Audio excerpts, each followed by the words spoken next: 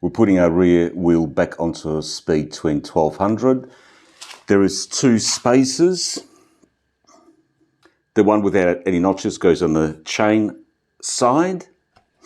I'm not going to put any grease on them because the bike's pretty brand new. The one with the step in it goes on the disc side with the brake caliper. It's held by the axle, obviously, and this little notch in the swing arm. When I took the wheel off, this thing just fell off. I didn't realise it wasn't held or screwed down at all.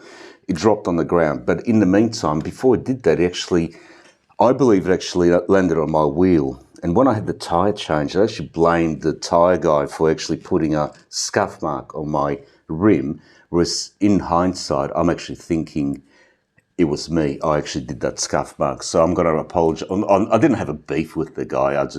I'll give him a call on Monday and just tell him that, no, it's actually me. It wasn't him. Now, to put the wheel back on, I realised I had to take the chain guard off. Otherwise, you can't lift the rear wheel high enough to put the caliper on. So our chain goes on. To do that, you need to lift the wheel up a little bit. All right, chain's on. The caliper has to be on before I drop the wheel inside it.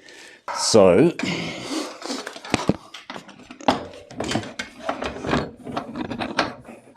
yep, got it. Now, it's a bit of a balancing act, but I believe that's it. Whew. Now, the axle.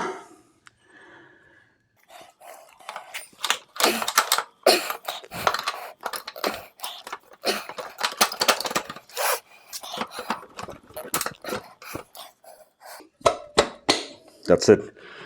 In. Just line up this. They'll just go in. That's it.